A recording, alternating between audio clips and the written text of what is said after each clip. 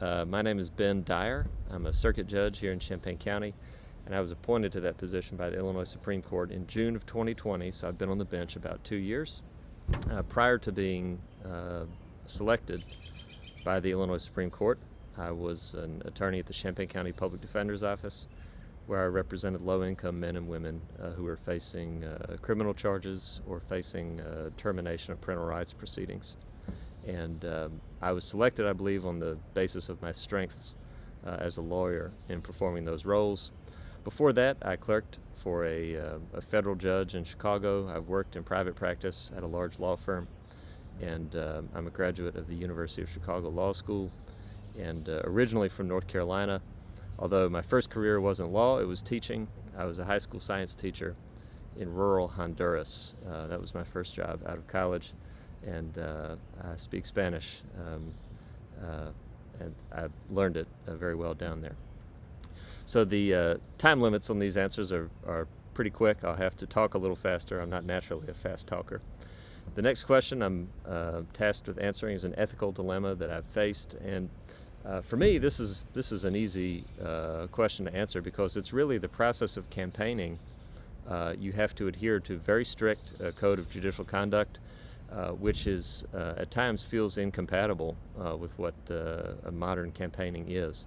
So it's been a lot of making sure we're complying with the letter and the spirit of the rules to make sure we don't run afoul of what judicial candidates can and can't say during the course of a campaign.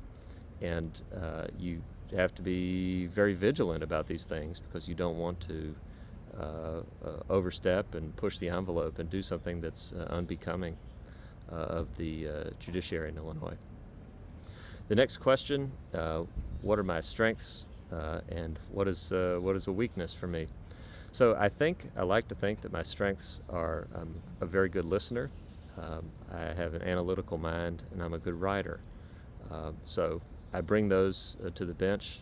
I try to make sure that we're getting at what the merits of the issue are and not getting distracted by personality conflicts or things like that. I currently hear civil cases, so a great deal of what I do on the bench is reading briefs written by lawyers and writing opinions to resolve disputes.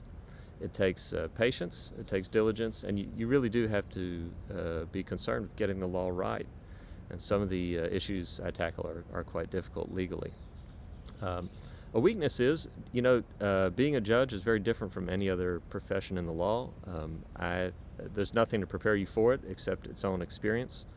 And so having that experience makes me realize that I could be at this another 10 or 20 years before I really have a complete library of experiences to draw on. And I feel very fortunate to have some older mentors who have helped me since taking the bench. But even with 2 years of judicial experience, I think there's a lot more to learn, and I'm excited to learn it.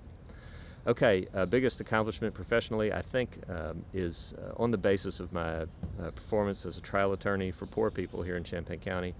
I was selected by the Supreme Court on the basis of merit to fill the position that I'm in as circuit judge.